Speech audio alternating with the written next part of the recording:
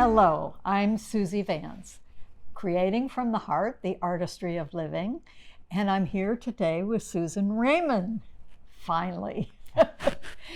And Susan Reyman is a wonderful photographer, but she didn't always do that. What did you used to do? I spent 30 years with my own business and retired 10 years ago and took up photography, and it took over my life. Awesome. And if I remember correctly, the thing that after you retired, you must have gone on a vacation. Actually, it was a couple years before. Oh, it was. And we went to India, and I took the camera from my husband, which was just a point and shoot. But he was always the one that held it. And I said, let me take these photos. And I came home with the world's worst photos. And that's when I said, I'm going to learn how to shoot, and I'm coming back. And really, there weren't many courses in Chicago, so it was mostly self-taught. How many times have you been back to India? We've been there now 3 times. And the last time was when the pandemic hit. Ooh. So we will go back again. When it's safe and easy to come and go. Exactly. That's good. That's good. So you came back and you didn't know how to do photography, and then you taught yourself. How did you teach yourself? There is no end of online help on the internet, as we all know. There's also many workshops on the internet. There's workshops on site, different locations. So I've spent the last 10 years, less the pandemic, going to workshops and teaching myself. Okay. And the interesting thing to me is that your focus when you're in India is on the people and on the colors and on the vibrancy of life around you. Right. But you also have another passion. Yes.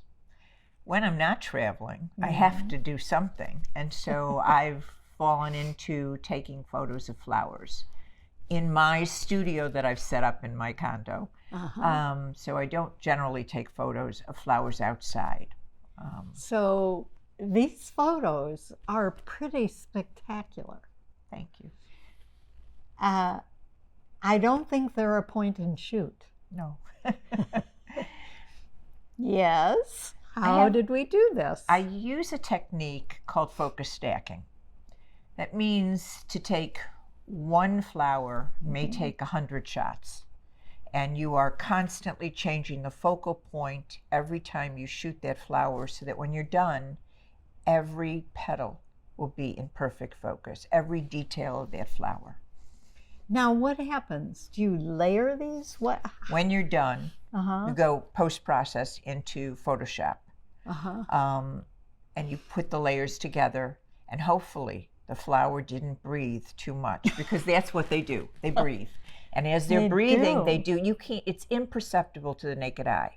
But once you get loaded into the computer and you start layering, they start to wiggle off a little. You can see it. And you have to figure out which layer did it, and how to correct it, if correctable. Amazing. So there are 2 that I have that are my favorites that you've done. And one is the artichoke flower, because frankly, I've never seen an artichoke flower, and it is drop dead gorgeous. Thank you. It's amazing. Thank you. It's not common. How do you get these pictures? You get it, well, I go to the florist, the wholesale florist twice a week, my individual private florist that let me buy by the stem. That's where I go. So I might make 3 trips a week to the florist. Just so you can play at home. Yeah. And pray that they look good once you get them under the camera, because you can't see the little brown spots, the parts that might have been eaten by a bug. You don't see that when you're there. The artichoke flower is not something that's common. I've been looking for it for a while, since I first shot it. It's amazing. Thank you. This gorgeous purple thing that we've been talking about. Okay. The other thing that I love about your work is how you infuse, I think you called it smoke? Well, we refer to it as smoke because I haven't given my formula out. Okay. But suffice it to say, the flowers are enveloped in a smoke that is real. It's not a post-processed thing that I inserted. It's a process that I came up with and spent the last 10 months working on each flower that makes it through the ordeal could take days till you get the right one. That's amazing. These are spectacular, and just wait till you see them at the Beverly Shores Depot Museum and Art Gallery in August. We can hardly wait. We hope to see you there. Thank you. Do you have any advice for someone who is reaching retirement or is maybe 18, 20, 27, and they don't know what to do? Do you have any pieces of advice you would give them about how to find what makes them happy? Passion. I have many friends and acquaintances who have said, you are so lucky that you have found a passion. Especially after retirement, when most people are floundering and saying, I don't know what to do with myself, I'm afraid to retire, life will be boring. I worked easy 60 hours a week when I was working in my own business.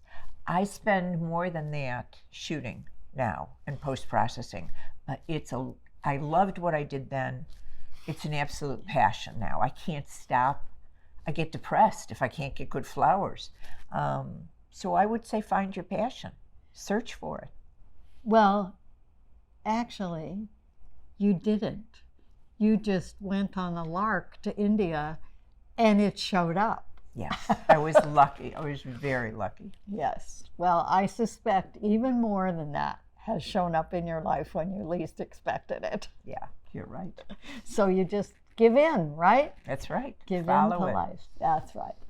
Well, thank you very much for sharing with us. This has been great that we finally got together in person.